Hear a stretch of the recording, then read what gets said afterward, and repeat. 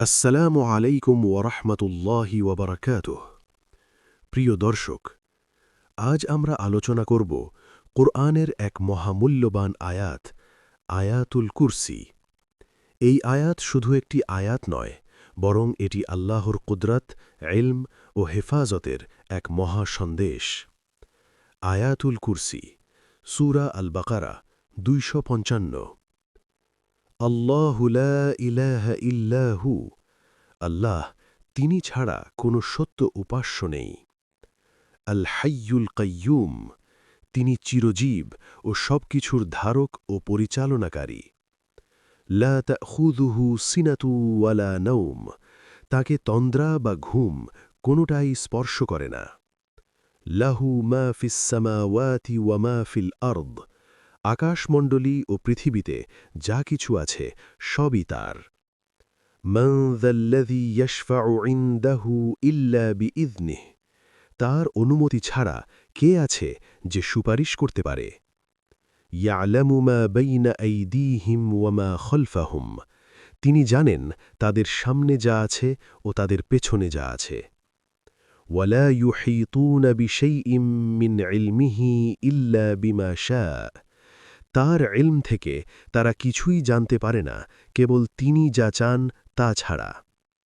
ওয়াসিআ কুরসিয়্যুহুস সামাওয়াতি ওয়াল আরদ, তার কুরসি আকাশ ও পৃথিবী পরিবেষ্টন করে আছে। ওয়ালা ইয়াউদুহু হিফযুহুমা, এই আকাশ ও পৃথিবীর রক্ষণাবেক্ষণ তাকে ক্লান্ত করে না। ওয়াহুয়াল আলিয়্যুল আযীম, তিনি সর্বোচ্চ মর্যাদাশালী, সর্বশ্রেষ্ঠ ও মহান। এবারে আসছি আয়াতুল কুরসির ফজিলত, অর্থাৎ গুরুত্ব ও মর্যাদা। নম্বর ১, কুরআনের সর্বশ্রেষ্ঠ আয়াত। রাসূলুল্লাহ সাল্লাল্লাহু আলাইহি ওয়াসাল্লাম বলেছেন, কুরআনের সর্বশ্রেষ্ঠ আয়াত হল আয়াতুল কুরসি। নম্বর ২, শয়তান থেকে হেফাজত।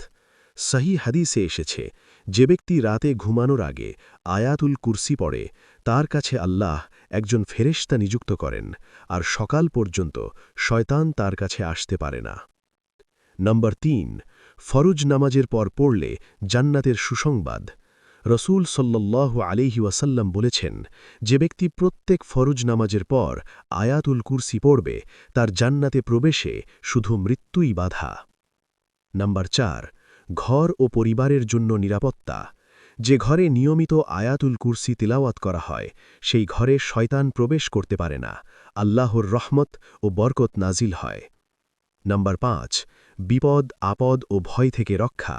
ভয়, দুশ্চিন্তা, জিন, শয়তানের ওয়াসওয়াসা সবকিছু থেকে রক্ষার জন্য আয়াতুল কুরসি এক শক্তিশালী ঢাল।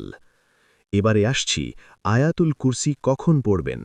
ফরজ নামাজের পর, ঘুমানোর আগে, সকাল ও সন্ধ্যায়, ঘর থেকে বের হওয়ার সময়, ভয়, অসুস্থতা বা বিপদের সময়। প্রিয় দর্শক, আয়াতুল কুরসি শুধু মুখে পড়ার জন্য নয়, বরং জীবনের নিরাপত্তা, ঈমানের শক্তি ও আল্লাহর উপর ভরসার ঘোষণা। আজ থেকেই নিয়মিত পড়ার অভ্যাস গড়ে তুলুন, নিজেকে ও পরিবারকে আল্লাহর হেফাজতে দিন। আল্লাহ তাআলা আমাদের সবাইকে আয়াতুল কুরসি বুঝে পড়ার, আমল করার এবং এর বরকত পাওয়ার তৌফিক দান করুন। আমিন।